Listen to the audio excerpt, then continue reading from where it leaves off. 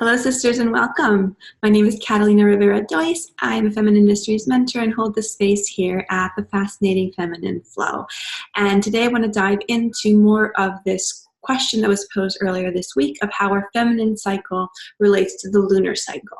So in our last video, we dove into how there's no right time to bleed, how our body is wise and we can trust her to align herself and her cycles with the lunar phase that is most beneficial to us in any particular time or place, for that matter. Okay, she aligns herself with the larger currents to support our earthly and spiritual life. Right now, back to this bigger question of how our cycle aligns with the lunar cycle. There is a lot here, a lot more than I can cover in one video, but let's go for a bird's eye view. Okay, the moon cycle, as you probably know, has 4 phases, right? We have the new moon, the waxing moon, the full moon, and the waning moon.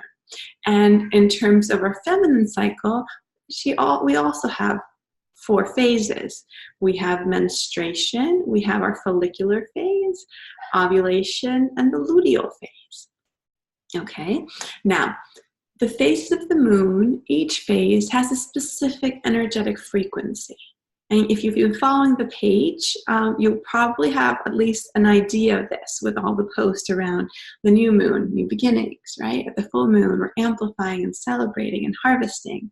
So each phase has a specific energetic quality to it.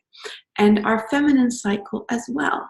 If you've studied your own cycle, you'll notice that your body changes, your emotions, your mind, everything starts at cycles. Right? And each phase has a specific energetic to it.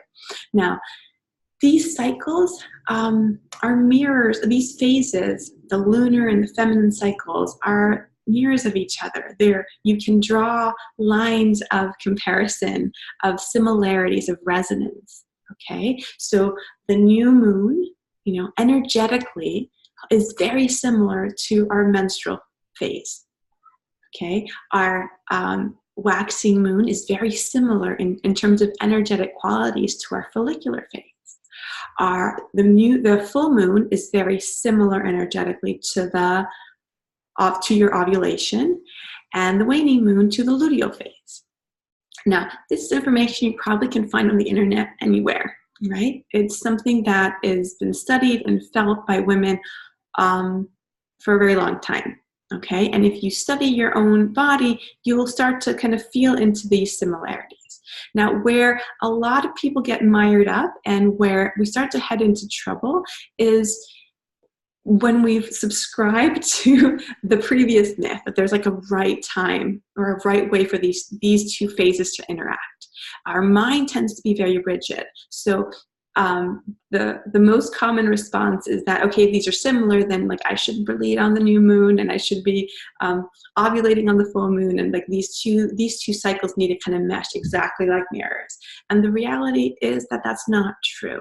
There may be points in your life where that happens, and when it does happen, it's wonderful because you get a stronger sense of these specific frequencies because they're kind of purer. Right? But that doesn't mean that that's the right way to do it, or that's the right way to live or cycle. And that's really important to understand. Now, again, if we're based on this idea that our body is wise and that she aligns with the cycle that most benefits you, and you actually start to listen to your body and look at the bigger picture of your life and where you are in your spiritual evolution, you're going to start to see that these phases, they start to again align so that these different energies combine, okay, supporting each other, right? So the experience is going to change. Having your moon time or bleeding on a new moon is going to feel completely different than bleeding on a full moon. It doesn't make it right or wrong. It's just different. It has a different medicine, a different energy to it. For example, bleeding on a new moon tends to feel very inwardly focused. You're deep in the darkness, deep in mother's womb, deeply replenishing yourself, maybe from a time where you've been giving too much, doing too much, and really needing that nourishment and rest, or deeply diving into the darkness to grab something deep within your soul that wants to be brought out into the world, but it's still in those dreaming stages.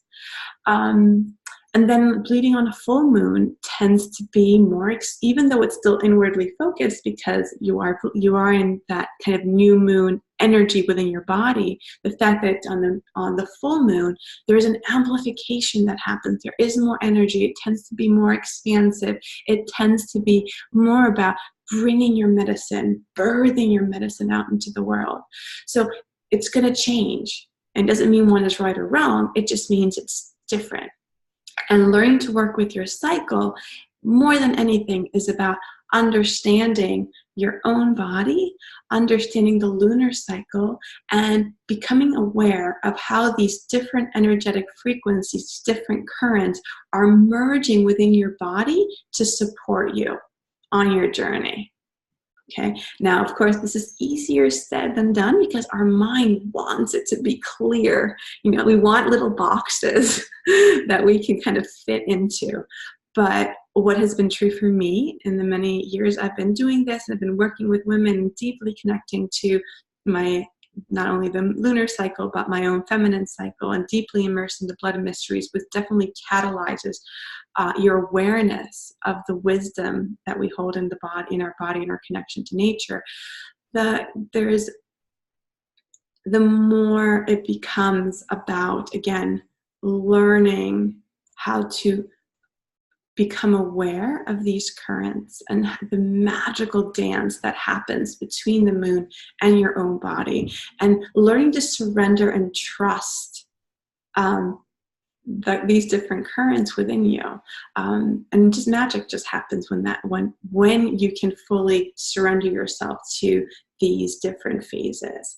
Now, again, as I say, this is so much easier said than done, but the first step is surrendering the idea, letting go completely of the idea there's a right time or right way for your cycle to align with the moon at any given point, and to opening the question of how is my personal cycle, and it's wherever you're at energetically in that cycle, being supported by the moon or vice versa. Okay. Now, if you would like help with this, because I know it's not easy, please reach out. Okay, that's what I'm here for.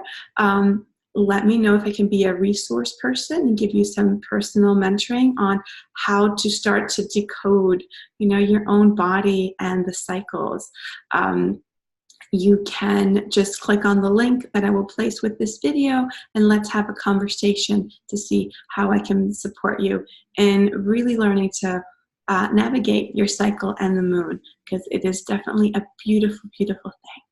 All right, my loves, hoping this has been helpful. And if any other further questions arise, please, just place them in the comments below. Reach out. All my love, many blessings, and happy moon times.